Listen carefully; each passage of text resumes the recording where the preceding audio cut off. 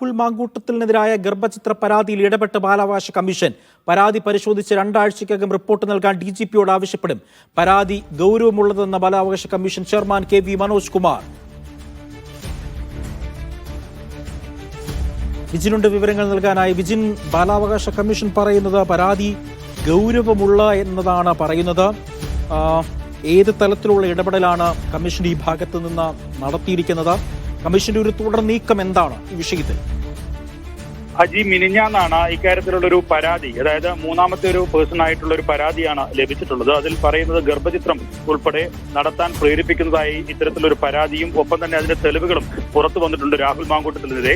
അതുകൊണ്ട് തന്നെ ഇക്കാര്യത്തിൽ അന്വേഷണം നടത്തണം എന്നുള്ളതാണ് ഈ ബാലാവകാശ കമ്മീഷൻ ലഭിച്ച പരാതി.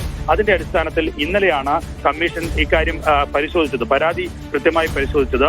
ആ പരാതിയുടെ കഴമ്പ് എന്താണ് എന്നുള്ള പരിശോധന നടത്തിയ ശേഷം ഗൗരവമുള്ളതാണ് എന്ന് കണ്ടെത്തി എന്നുള്ളതാണ് ഇപ്പോൾ ബാലാവകാശ commission chairman KV Manoj Kumar വ്യക്തമാക്കുന്നത്. അതിന്റെ അടിസ്ഥാനത്തിലാണ് ഇനി തുടർ നടപടി എന്നുള്ള നിലയിൽ DGPക്ക് പരാതി കൈമാറാൻ ഉള്ള തീരുമാനത്തിലേക്ക് ബാലാവകാശ കമ്മീഷൻ എത്തിയിരിക്കുന്നത്.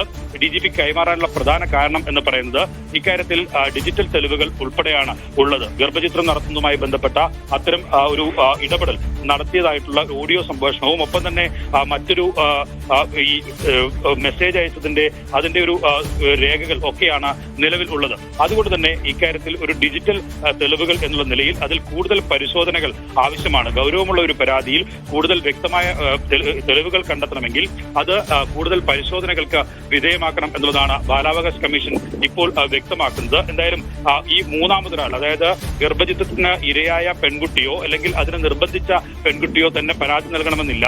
മൂന്നാമതൊരാൾ പരാതി നൽകിയാലും ഇക്കാര്യത്തിൽ ഇടപെടാൻ ബാലാവകാശ കമ്മീഷന് അധികാരമുണ്ട് എന്ന് ഇന്നലെ തന്നെ വ്യക്തമാക്കിയിരുന്നു KV മനോജ് കുമാർ. അതിന്റെ അടിസ്ഥാനത്തിൽ ഇന്നലെ പരിശോധന നടത്തി ഇന്ന് തുടർനീക്കത്തിലേക്ക് കടക്കുകയാണ് നിലവിൽ ഇപ്പോൾ ചെയ്തിട്ടുള്ളത്. എന്തായാലും ഡിജിറ്റൽ തെളിവുകൾ ഉൾപ്പെടെ ഇനിയിപ്പോൾ ഫോറൻസിക്കിനും ഒപ്പം തന്നെ മറ്റ് ഈ സാങ്കേതിക സംവിധാനങ്ങൾ ഒക്കെ ഉപയോഗിച്ചുള്ള പരിശോധനയിലേക്കുമൊക്കെ പോലീസിന് കടക്കേണ്ടി വരും. സ്വാഭാവികമായും കമ്മീഷൻ ഇത്തരത്തിൽ അത് DGPക്ക് പരാതി കൈമാറിയ സാഹചര്യത്തിൽ ഇതിൽ ഗൗരവകരമായ ഒരു അന്വേഷണം നടത്താൻ സ്വാഭാവികമായും പോലീസിന് അത്തരം ഒരു അന്വേഷണ സമിതി ഉൾപ്പെടെ നിയോഗിക്കേണ്ടി വരും. അത് സ്വാഭാവികമായും ഫോറൻസിക്കിനും ഒപ്പം തന്നെ ഈ സൈബർ പോലീസിനും ആയിരിക്കും ഈ കേസിന്റെ ഉത്തരവാദിത്വം അന്വേഷിക്കാനുള്ള ഒരു സംഘത്തെ നിയോഗിച്ച് അത് കണ്ടെത്താനുള്ള ഒരു നീക്കത്തിലേക്ക് പോലീസ് കടക്കുക എന്നാണ് ഇപ്പോൾ മനസ്സിലാക്കുന്നത്.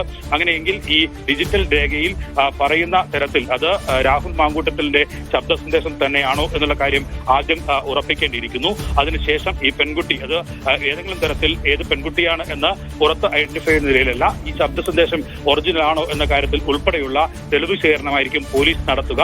അതിനുശേഷം ഈ കാര്യത്തിലുള്ള റിപ്പോർട്ട് അത് 2 ആഴ്ചക്കകം തന്നെ ബാലാവകാശ കമ്മീഷൻ നൽകണം എന്നുള്ളതാണ് കമ്മീഷൻ നിലവിൽ ഈ DGPയോട് ആവശ്യപ്പെടാൻ പോകുന്നത്.